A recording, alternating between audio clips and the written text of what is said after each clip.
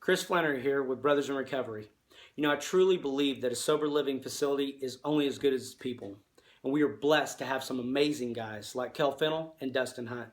Dustin is not only one of my best friends, he's our public relations, and he's also our house manager for the BIR house. And I am proud to present our second spotlight video. Here's Dustin. I didn't have anything. I had alcohol, and that was it. I never had this feeling that I was a person, that I'm worth more than alcohol and drugs.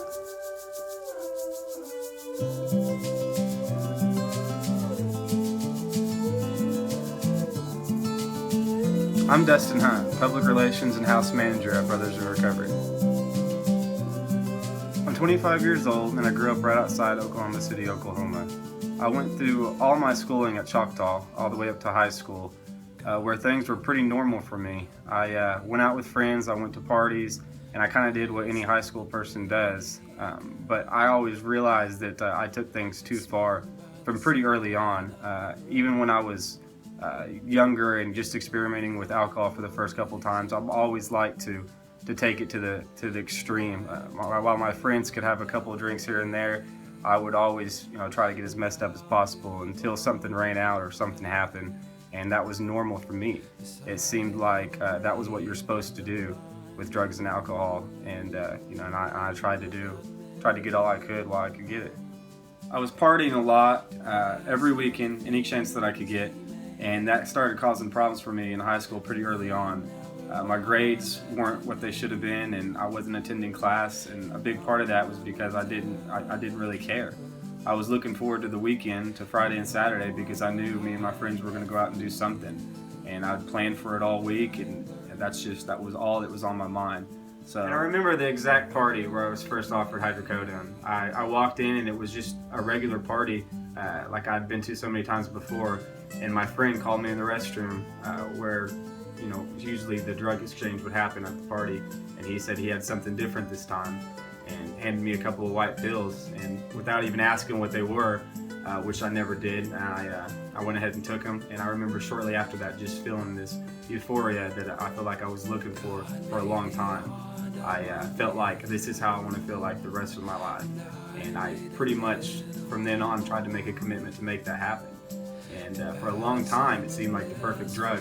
I started using it and looking for it throughout the week, which was something that I hadn't done up until then. Monday, Tuesday, whatever day it was, if it was offered to me or if I could find it, I would get it. And this lasted all the way through the end of high school. I would still go to parties, still missing class to go to parties, and everything got worse from my hydrocodone habit to my alcohol intake. It just skyrocketed. And up until graduation. And in college, things actually kind of slowed down a little bit, mainly because I didn't have access like I once did before. I was still going out and drinking all the time, and that didn't change. At this time, I still didn't think I had a problem. I was still in school, my grades were dropping. I managed to finish junior college and get my associates, and about the same time, I had some pretty big events happen in my life. My dad was diagnosed with cancer. Between his health problems and our house being remodeled, we moved in with my grandma for a little while. My grandma at this time was in pretty good condition. My grandpa, however, also had cancer, and he was pretty severe, pretty bad off. So I kind of just took to taking care of both of them. So I wasn't really going back to school. Meanwhile, my dad get better. He went through some chemo and some other treatments, and luckily, thank God, he was able to go back home. But I kind of stayed. I stayed with my grandma. I liked it there. I had more freedom. My dad was always kind of watching over me, worried for no particular reason, but just worried. And so I stayed there. My grandpa's at this point is not doing well at all. He ended up passing away within a couple of weeks of my dad moving back, and that was extremely hard on the whole family, especially my grandma. They were married for over 40 years, and it was one of those relationships that a lot of people admire when they see an older couple. And So I stayed there, and I took care of her. Her health started declining as far as arthritis and some other issues that made her immobile, and I was just stuck. I tried doing other drugs and other substances with Oxycontin or more Oxycontin, and it wasn't doing what I needed it to do. That was the first time that I tried heroin, and that familiar feeling came back. This went on for a little bit longer, and the amount of money that I was spending started to get noticed. My grandma ended up checking her bank account and saw the amount of money that I had spent, which was just a ridiculous amount. And I remember being out and getting a phone call from my dad asking where all this money was. It was enough to where he was asking if I was saving up to buy a house with my girlfriend at that time. And I told him, no, I don't know what you're talking about. But it was obvious that something had to give. I had to either tell the truth or. So I made an agreement with my dad, my grandma, and my brother that I would go back to Oklahoma, but I would go to drug treatment first. That was my first attempt at recovery. It was at the Right Step, which is in Dallas, Texas. 30 days, didn't take it seriously at all. Got introduced to the steps, and kind of just in the back of my mind, I knew that after these 30 days, I would be, have this monkey off my back, that everyone would believe that I'm good. And that was a big mistake for me, because things just got worse from there very quickly. After the Right Step, I came back home. I started drinking within a week of leaving there, and it was the same thing all over again, but worse. I remember detoxing at hospital after hospital and detox clinics, and it seemed like it was a never-ending cycle. That's when my dad decided I needed to go back to treatment and not just a detox.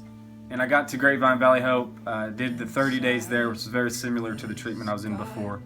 Still didn't take it seriously. Got out, relapsed the day that I got out, and ended up going back to that same Valley Hope a couple days later, which pretty much had me staying in treatment for 2 straight months. By this time, I was kind of fed up with myself. I knew something had to give. I was tired of living that way. I had lost the respect and the dignity from all my family members. I had pretty much no friends. Things just weren't the same as when I started. I didn't have anything. I had alcohol, and that was it. And I had my dad, who was still trying to help me, and my grandma, whose health was getting worse at this time, and I didn't know it because I was too busy getting drunk. I came to the point where I was just accepting that was going to be my life. I was just going to live in this relapse, treatment, miserable cycle, and now that's how things were going to be. And I had almost accepted that, and so I knew something had to change, because that's no way to live. I was miserable. I had no respect from anybody. I wasn't trusted. It was just not the person that I imagined myself being from early on. So I'd given this an honest attempt, and life kind of hit me in the face. My grandma was diagnosed with kidney disease, so I moved back in with her and started taking care of her again. But it got to a point to where she needed around-the-clock, care, and to keep her out of hospice, I just stayed there and took her to hospitals and doctor's appointments, and even bathed her and helped her, to the restroom. So at this time, enough became too much. She ended up going to the hospital. So after 9 months sobriety, I relapsed. I drank again, and so my dad came home to check on me, because I wasn't, at the hospital where I told him I was going to be, and he knew I was drunk. I told him that this time was different, that I didn't want help, that I had given up, that grandma's, I didn't know what to do. I didn't want to go back to treatment, but I knew that was my only option. So that's what we did. We were on our way to treatment in Grapevine again, and I was drinking on the way. He didn't know. I had a blackout. Told my dad that that was it, that I was going to kill myself, and I was kicking out the windows of the car, or trying to. So he pulled over. He couldn't drive with the way that I was acting. He called 911, and had the ambulance come and subdue me and take me to the hospital. I don't remember much from that night. I remember waking up in ICU on suicide watch because I was making those threats. And my dad came in there and he said, do you know where you're at? And I said, yeah, the hospital. And he said, yeah. He said, you're at the same hospital that Grandma's at. And I said, well, okay, well, how's she doing?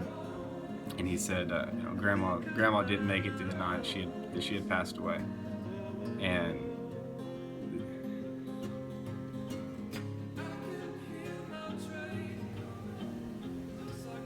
the plan became that I was going to go to Valley Hope later that week after my grandma's funeral, so I didn't have to miss that. But the depression and the anxiety was just overwhelming for me. I was calling Chris every day, and I had a conversation with him and told him that I don't know what to do. I don't think I can make it these couple of days without something happening. It wasn't safe. But I don't want to miss her funeral. And he told me, he said, that's a big decision. It's your decision. But he gave me some advice, and shortly after that, I told him that I'm going to treatment. I have to go today. I remember telling my dad, I said, we got to go right now. I'm done. That's it. And so we went in treatment. I kept telling myself that this time is different.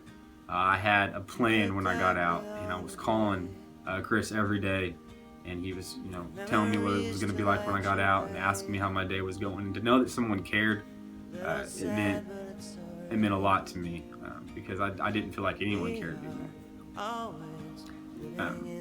I remember a conversation I had with Chris, and he said, he asked if I was lonely, and I said, I could be in a room full of people and be the loneliest person in the world. I said, no one understands me. And he said, brother, you don't ever have to be alone again.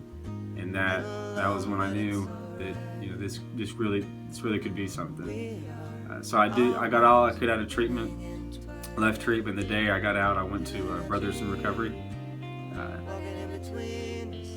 With Chris's help and all the support around me, I'm able to just have this freedom, this feeling of freedom that I'd never had before. I had lengths of sobriety, but I'd never had this feeling that I was a person, that I'm worth more than alcohol and drugs. I had this passion that I was seeing Chris and some other people in the community helping people, and I started trying to do everything that I could to do that, whether it be just little things around the house, or if someone needed a paper written and needed help on a resume. That's how it started. But with doing that, I was given the opportunity to serve as public relations for Brothers in Recovery, as well as house manager. In these positions, it gives me a lot of responsibility to where I can help the guys in the house and the guys that want to be in the house and the Brothers in Recovery as a whole in a lot of aspects, and I enjoy it. A lot of my free time goes to it, and it's something that I feel like that I've just grown a passion for.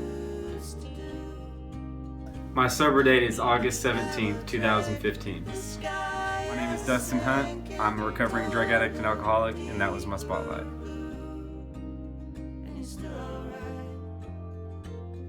Step out in the twilight.